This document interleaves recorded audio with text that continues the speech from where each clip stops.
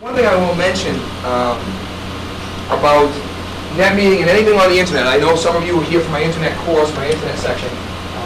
Anytime you go on the internet or try anything that deals with the web, you really have to have a backup. You have to have a backup even in that backup, because the web is so unpredictable. I mean, we have a dedicated connection here, 128-day connection. It should always work, right? Never happened. We've been trying to work with Glenn from Brooklyn to get a CUC Me going, and we've had a lot of technical trouble. So really, when you do anything technical like this, you really have to, especially if you're teaching and the kids are in the class, be very cautious, because it takes, as you know, only a second to let them loose. And if you're trying to tinker with some technical end of it, you really get into trouble.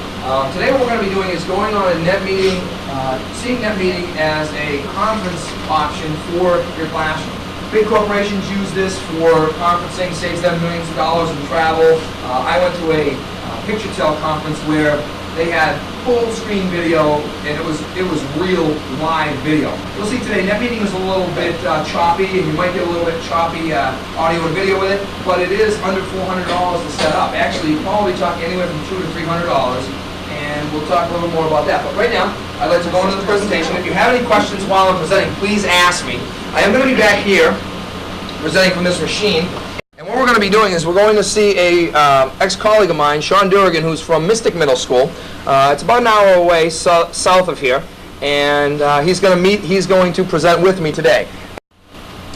We're going to first talk about features. You can do voice and video communication. What NetMeeting does, and actually in your handout, if you notice, the handout goes along with everything I'm going to say today. If you look, the second page of the handout is actually an outline, a PowerPoint outline of what we're going to be doing. And you can, jot down some notes and take some anything extra you need there. We also have chat. We can do chat. We can also collaborate. We can work on documents together. Sean and I today will work on a PowerPoint presentation. You'll see that he can actually run my presentation as well as close it, edit it, and save it from about 40 to 60 miles away. And it's almost real time. And the last thing is the whiteboard that we'll see. And the whiteboard basically is just a drawing, a sketch tool. It's not that wonderful. If you think of paint, it's an advanced paint that two people can share over the internet. What we're going to do is we're going to go to our speed dial now. I'm going to double click. It's finding MMS at RiConnect. Waiting for a response from Sean.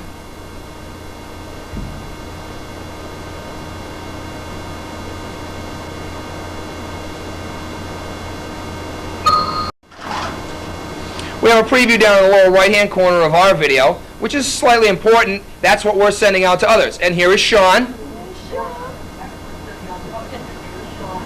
And as you can hear, my voice... Hello, Sean. You can hear the voice reverberating in the background. We worked on turning that down a little bit, but I like it because I can make sure that I can hear that he is hearing me. And notice how clear. We can actually hear how clear that is. And this is over the internet. He's using a 33.6 modem. Actually, Sean, you tell him what you're using down there. It is a 33.6. What about the PC configuration?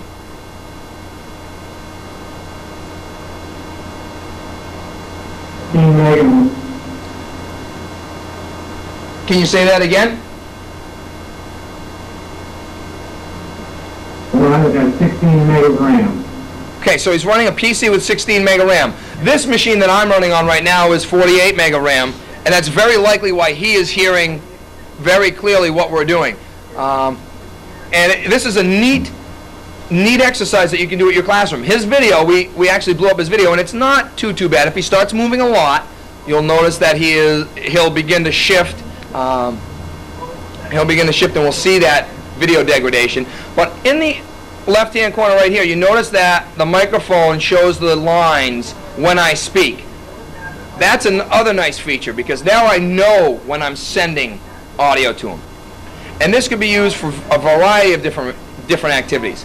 What we're going to do now, actually, is we're going to let Sean take control of this machine right here. This is an excellent example of our video voice conferencing. We are, as I said before, we're about 45 minutes away. This can be done all over the world. And that is not going to degrade with the distance, really. If you're in Europe or if you're in Asia, you can do the exact same thing with a teacher there. And look at that. Wow, Mr. D.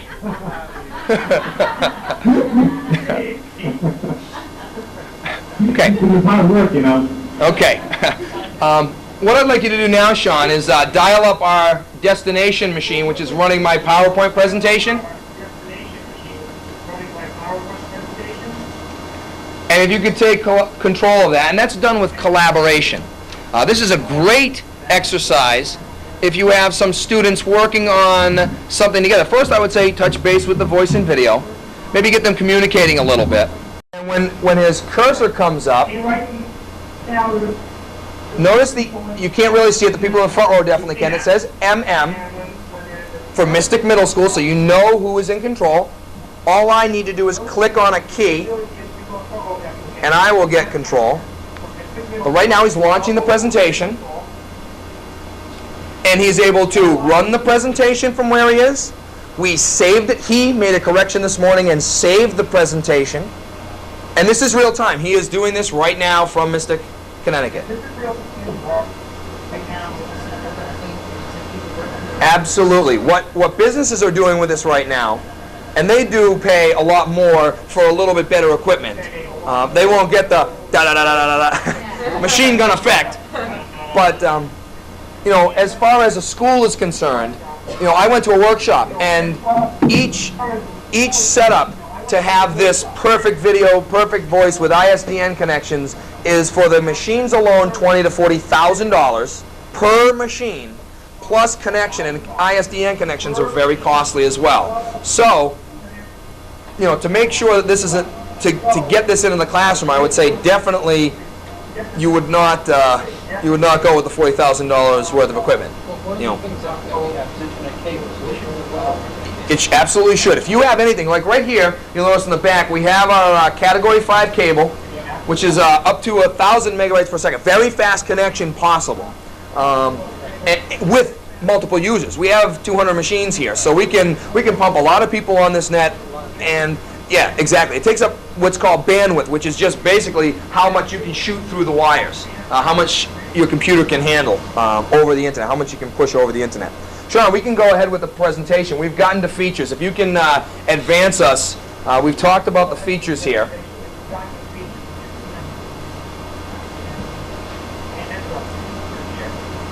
And this is the same presentation that you saw me run a little while ago.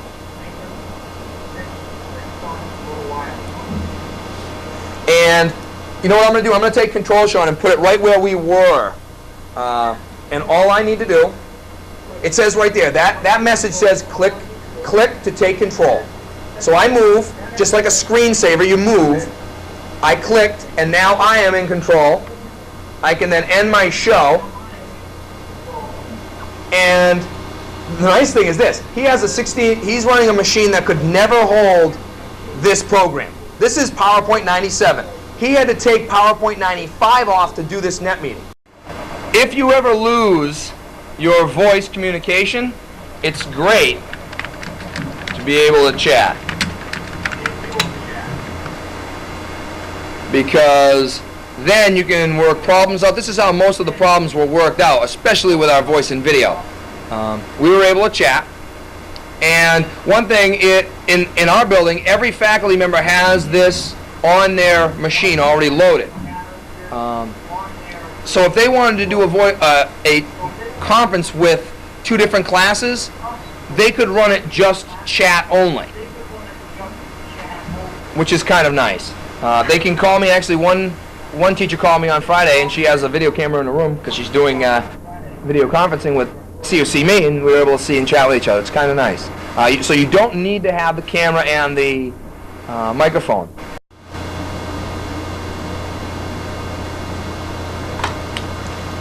I actually had my entire class last week to test this out, to test the chatting feature.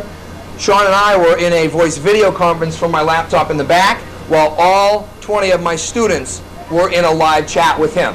It was neat because he taught here last year. They knew him, and it was a nice experience that they were able to communicate with him. You can do, yes? Say that you email somebody. You can also do chat with them. Like if I have email all through Microsoft and they have email all through Microsoft, we could also sit and actually have a chat. You have, with NetMeeting, if they have NetMeeting, and they probably do because every Windows 95 machine should have it, or the beauty of the software, and we're going to talk about benefits later, but the beauty of this software is it is free from Microsoft. So it's not like you're going to go out and spend $100 or $200 to get a second or third party software package. And we're going to look at the Microsoft website a little bit later on. I'll show you the exact location where you can download the software. It's not too large, which is nice for smaller machines. What affects the quality of the video? Is it primarily the camera or the speed of the connection or both? It's actually the reason why I said it's really this is probably the most difficult presentation I've ever done because of the fact that there are 6,000 variables. The speed of the connection, he's running 33.3, we're running 128, but it also is 1:32 in the afternoon where everyone's on the internet. This is total internet, so we don't have any special connections except he has an ISP he's paying to get on the internet. We have our internet connection up here. Now all this stuff is going through the 411 server or whatever that is. Everyone is logging onto there, but you don't actually, you're going to do a point-to-point. You're going to contact someone next to you with a direct connection, IP connection. You can't, exactly. You can log on to the server or go point-to-point. The server is more for finding someone. Okay. All right. If your bar at the top, this is a little trick here for you. If your bar at the top, the blue bar has, if it's small, if your window's small, double click on the blue bar at the top, and that will maximize your window or make it as large as it can be. Nah, they were batteries. So right here, if you click on, double click on this blue bar at the top, perfect. You can maximize the window. That person in the front, Ryan, needs help. Upper left front. Yeah, right here. If you double click on that, right, yeah, perfect. Now what we're going to do is this. Go to call.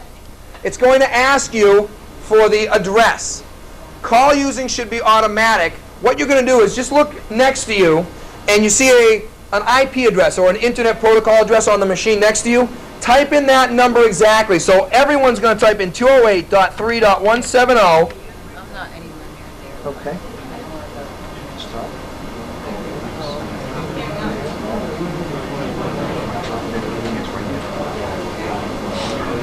And once you look at the last 3 digits, that's what really matters. Type in all of them, but the last 3 digits are going to be the same. 208-3170. Yep, 208-3170, and if I were going to call you, I would go to 185.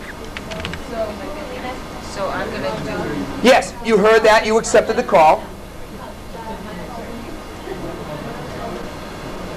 When I go to chat, Click cancel.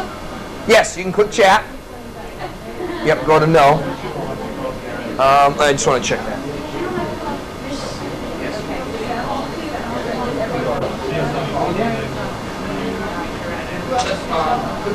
Out there. Gotcha. Great, great. You can call whoever, and actually, you can call each other. She can call you, you can call him, you can call him. Now, so I'm going to go back in a NetMeeting. And I would like to say goodbye to Mr. Durrigan.